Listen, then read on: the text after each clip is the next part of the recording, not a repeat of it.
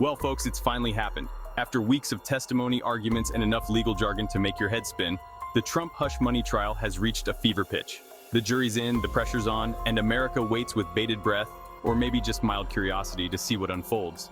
The media, of course, is having a field day. Cameras are flashing, reporters are scrambling, and the internet is overflowing with hot takes, think pieces, and enough memes to last a lifetime.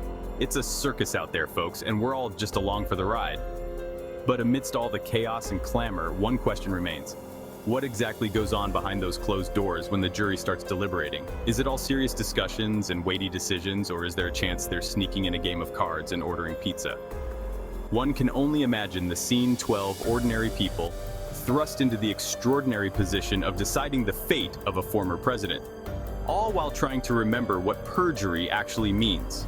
It's enough to make you want to grab some popcorn, pull up a chair, and settle in for the long haul. Day one of jury deliberations is in the books, and if the rumors are to be believed, it was a doozy. Sources say the jurors requested a whiteboard, a stack of legal dictionaries, and enough coffee to fuel a small country. They've got a big job ahead of them, and they're clearly not taking it lightly. One can only imagine the questions swirling around that deliberation room. What constitutes reasonable doubt? Is it illegal to pay someone hush money during an election? Can someone explain what Stormy Daniels does for a living?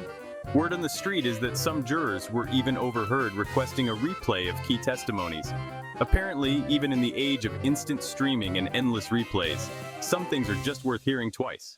As the day wore on, exhaustion set in. Yawns were stifled, eyelids grew heavy, and the once caffeinated jurors started to resemble a group of college students pulling an all-nighter. It's tough work, this whole justice thing, and these folks deserve a medal, or at least a decent night's sleep. So which testimonies were deemed worthy of a second listen? Well, according to court insiders, read people who spend too much time on Twitter, the jury specifically requested to revisit the testimonies of Michael Cohen and David Pecker. Cohen, Trump's former lawyer, provided some of the most explosive testimony of the entire trial, detailing his involvement in the alleged hush money payments and painting a less than flattering portrait of his former boss. It's like a legal thriller up in here, folks, complete with betrayal, intrigue, and enough plot twists to make your head spin. Then there's David Pecker, the former publisher of the National Enquirer, who, let's be honest, sounds like a character straight out of a Coen Brothers film.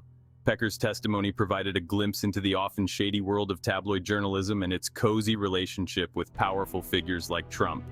With such captivating characters and juicy details, it's no wonder the jury wanted a second helping of these testimonies.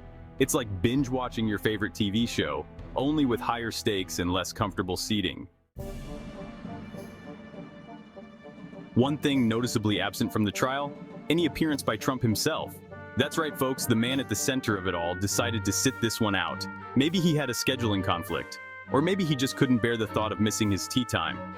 Trump's absence, however, didn't stop him from chiming in from the sidelines. The former president took to his favorite platform, Truth Social, to denounce the trial as a witch hunt and accuse the judge of bias.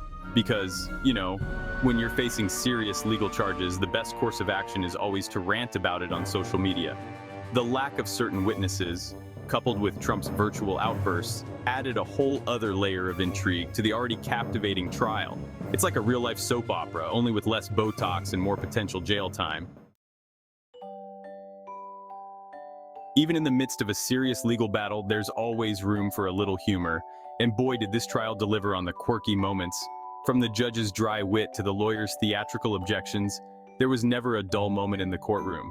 One particularly memorable exchange occurred when a lawyer, in a moment of sheer brilliance or perhaps desperation, compared the prosecution's case to a deflated soufflé. It was a culinary metaphor that left everyone wondering if they served lunch in the courthouse cafeteria. Of course, no courtroom saga would be complete without a healthy dose of internet humor, and the Trump hush money trial was a meme maker's dream come true. Twitter was flooded with witty observations, hilarious comparisons, and enough GIFs to last a lifetime. Because laughter, as they say, is the best medicine, especially when you're drowning in a sea of legal jargon. So there you have it, folks, the Trump hush money trial in all its chaotic glory. As the jury continues to deliberate, the nation waits with bated breath, or maybe just mild indifference, to see what verdict they'll reach. Will they side with the prosecution and deliver a guilty verdict, Or will they acquit Trump and send shockwaves through the legal system?